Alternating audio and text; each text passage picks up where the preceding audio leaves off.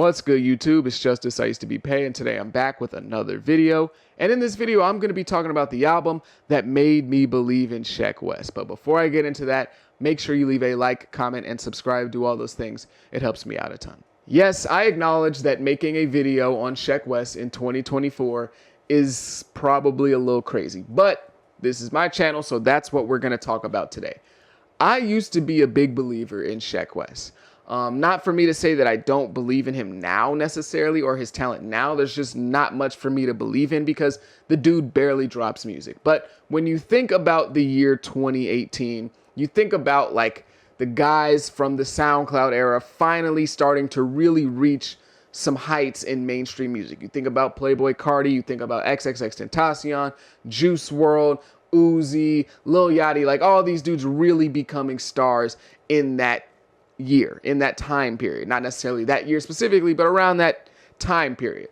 And when you think of Sheck Wes, for most people, you just think of Mo Bamba and then like, where the hell did he go after that? Some people might not even recognize the name Sheck Wes. They just know the song Mo Bamba. But when you say Sheck Wes, most people just go, oh yeah, the Mo Bamba dude, what happened to him? But if you were actually paying attention that year in 2018, you would know that he released an album, and that album is the subject of this video today, that being Mudboy. Now, Mudboy was one of my favorite projects from that year, like in 2018. This isn't me going back and listening to it and being like, oh my God, it's so good. No, I liked that album in 2018. It was a very good listen for me. Now, I know when you think of the year 2018 and albums, you think of like Astro World, maybe Invasion of Privacy, Scorpion, or Daytona or something like that. And I'm not saying that Mudboy was better than these projects, but Mudboy was a project that flew a little bit under the radar, but was still very enjoyable in my opinion, and is the reason why I was a believer in Sheck Wes and still believe that he can be successful to this day. To me, Sheck Wes has felt like a forever prospect, and that's a term that I steal from boxing, and it's used for boxers who have a lot of potential and they go throughout their career and maybe they get to like 25-0 and they're 28 years old, and normally around that time is when boxers would start fighting like world champions. Maybe like the ages of like 26, 27 is when they really start fighting like high level contenders in boxing. But for some people, they don't ever really graduate to that level of boxing. For some reason, they just keep fighting these fighters who are easy pickings for them. They never really test themselves. They never really get thrown into the fire to see how great they can become. So they end up being forever prospects because they stay forever in the prospect lane. You stay forever imagining, man, I wonder what would happen if this fighter fought the best in the world, or if they fought this other champion. You're forever having to picture what they could do rather than actually seeing it. And that's how I see Sheck Wes. Now, a lot of people like to push the narrative that he was a one-hit wonder and that he fell off. And honestly, those are fair narratives to push. I'm not really going to fight too hard against those, especially the fell off allegations, because the dude was at the height of the world with Mo Bamba, and now today he's pretty much nowhere to be found musically. So it's fair, but in my opinion, I don't necessarily, well, for one, I wouldn't call him a one-hit wonder because I like the album, but for me, I just don't really use those terms with him, even though maybe I should. I just don't really use him because I feel like he hasn't even attempted to cash in on his potential. It's like he fell off, but he didn't fall off because, you know, he was dropping complete trash and he was making great music and Mo Bamba was so loved, and then he started just dropping complete sorry music and nobody listened to him again. He fell off because he was so inactive. He fell off because you're not here, and he wasn't good enough to just disappear and then randomly come back and disappear. He didn't have that type of fan base. So to me, yes, he fell off. Yes, you might consider him a one-hit wonder, but it's more so because of his own activity levels rather than the quality of what he's putting out. First and foremost, when it comes to the album, I'm not going to sit up here and tell you this is a cult classic and Mudboy is one of the greatest albums I've ever heard. That's not the case. There are albums that come out every single year that are better than Mudboy. But what the album showed me was that he could be a real player in the music game. He could be somebody that causes some things to shake and some things to move. I'm not saying he was going to be a worldwide superstar like Travis Scott, but he was going to be somebody that was really a contender in the music game, for lack of a better word. And the album for 2018, when you go back and listen to it and you look at the aesthetic that he had in 2018, it was a little out there. It was a little bit different.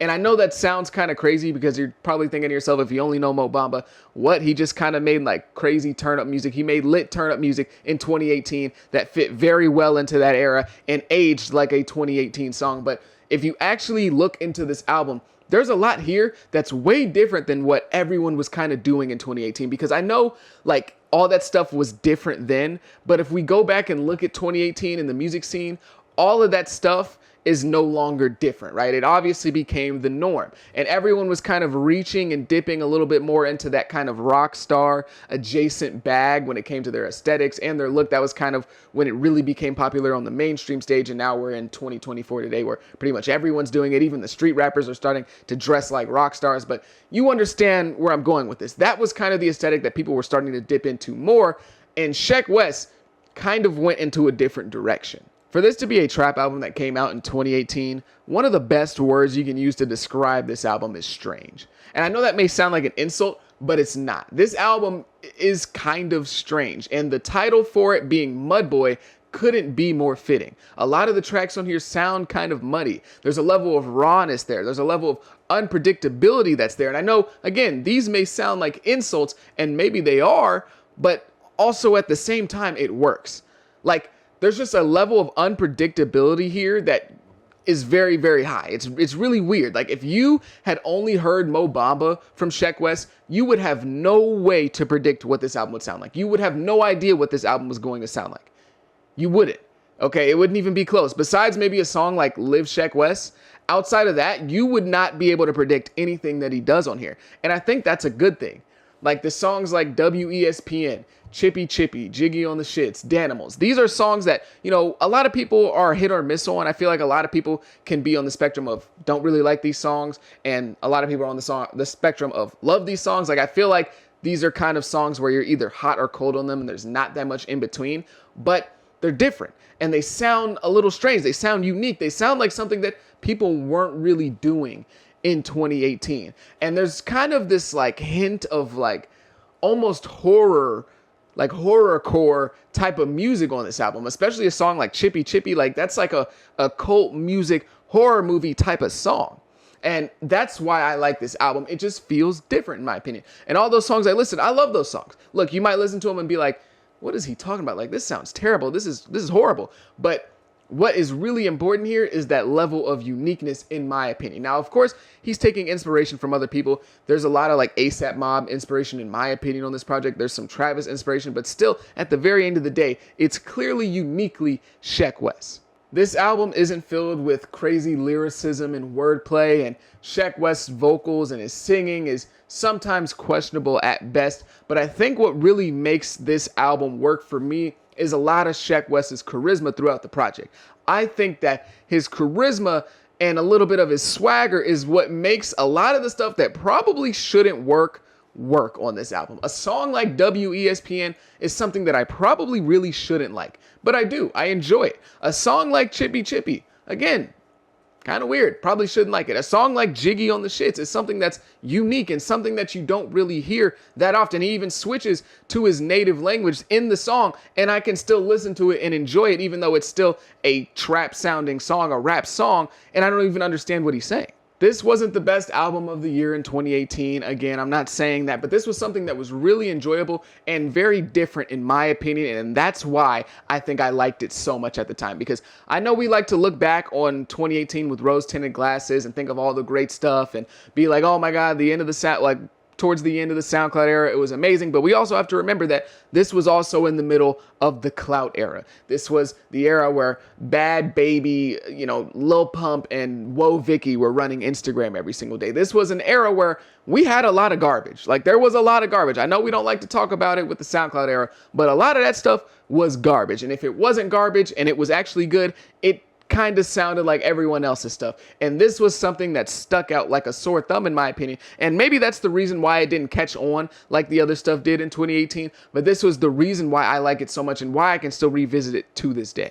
This album made me believe in Sheck Wes and believe that he was going to be someone that I'd probably be a fan of going into the future, and somebody who was going to have a really big fan base and a pretty successful music career, not just because the album was just like good. Like, you know, it was a solid album. I liked it. I re-listened to it all. Like, no, it wasn't just because of that, but it was because of how it didn't really fit into the puzzle pieces that were all smashing together necessarily in 2018. I saw Sheck Wes as somebody with the potential to be one of those rappers that fall into the category of artists who have a really, really high level of charisma and they fit into mainstream rap music, but they also have a really, really high level of like sense of self and uniqueness that feels different to everyone else. So they would in return make these massive fan bases that are super dedicated to them, like a Playboi Carti, like a Travis Scott, like a NBA Youngboy or a Lucky, like those type of artists where yes, they're mainstream. Maybe they're not the super successful superstar besides like Travis Scott, but they have a dedicated fan base. Like their fan base is die hards. They don't play about them. That's where I saw Sheck Wes possibly fitting into the music game. Now, I'm not saying he was going to go on to be as big as Playboi Carti or as big as Travis or maybe even as big as Lucky. I'm not saying he was going to blow up like Carti and be headlining these festivals and be this super. That's not what I'm saying. Okay. So I want that to be understood. I'm not saying he was going to be Carti. I'm not saying he was going to sell over 100K first week. I'm just saying he was going to be someone, in my opinion, that fit into that space of artists who had that die-hard stan fan base to where when somebody tells you that they're a fan of Playboi Carti, you know what that means. You know they're a die-hard. You know that they don't play. I thought he was going to be one of those artists that pretty much had no casual fans. There's pretty much like no real casual fans of like Playboi Carti. Of course there are, but for the most part, probably like 70% of his fan base is diehard. I thought that he would fit into that type of artist where if somebody says, look, I'm a Carti fan, you know, they're not going to miss a single release. They're not going to miss an Instagram post. They're not going to miss a snippet. They're not going to miss a leak. And they're damn sure not going to miss a performance. That's the type of fan base that I thought Sheck Wes was going to be able to cultivate because his music was good, in my opinion, and he had a level of uniqueness that's there for those artists that tend to have those types of fan base. Not necessarily Carti, he's just the best example, but like look at somebody like Youngboy. There's a level of uniqueness there that maybe people on the outside don't get, but the people on the inside, they see it, they feel it. Somebody like Lucky, people feel that. But I thought that's what Sheck Wes was going to fit into. Not necessarily in terms of fan base size, but in terms of type of fan base, that's the lane I saw for him. Again, I'm not saying I expected Sheck Wes to be, you know, the next Travis Scott or anything like that, but I could see him in the same boat as a Destroy Lonely or a Ken Carson, where they have a good-sized fan base that buys tickets, buys merch, is super locked into them, and they have casual fans of rap who actually know them, they know of them, maybe they don't listen to their music, but they've heard the name, and of course, with Sheck Wes, they'd obviously had heard Mo Bamba, and I could have seen him kind of in that role that Don Toliver plays to Travis Scott today, where, you know, oftentimes when Travis is the headliner for the festival, Don Toliver's the guy performing right before him before Travis comes on, or Travis is on tour, he's going to take Don Toliver and he's going to perform right before Travis. I could have seen Sheck Wes kind of filling that role where maybe his albums are selling 25 to 35K first week, something like that. Like that's really the future I saw for Sheck Wes, where yeah, maybe he's not this super duper star that's always going super crazy and selling these massive arenas and selling hundreds of thousands first week, but he has a solid fan base that are super dedicated to him and everyone knows of him. But then again, there's the possibility that he might have just got a little lucky with the Project Mudboy because it was very good in my opinion. Now, we are 6 years removed from that album and we've been waiting on new projects from Sheck Wes. I don't know what's going on with his career. I don't know if he's ever going to drop another album. I don't know what he's going to do, but I just really wanted to make this video because he's something that I've always wanted to talk about. He's someone that I've really been interested in throughout the years. And of course, I've always wanted to see him come back because I really enjoyed Mudboy. But that album, I wanted to speak about that album. It really made me a believer in Sheck Wes. And that album is something that I will attest to forever. I like it a lot. It's something super creative. It's something that was super different for an era where everything, it felt different then, but going back and looking at it, a lot of that stuff was very similar to what the other person was doing. Everyone was kind of looking at each other's homework, looking at each other's tests. So that was something that stuck out to me still to this day. And I really wanted to talk about it because I really enjoyed it. So I really hope that one day, I have a dream that Sheck Wes will come back and he will deliver with a fire album to follow up Mudboy. But maybe I'm wrong. Maybe I don't know what I'm talking about. Maybe that album was trash and I shouldn't have believed in him in the first place. But if you made it this far, I greatly, greatly appreciate you. I truly do. Yeah, make sure you have a good day. Be safe. Be blessed. I go by the name of Pay. Peace.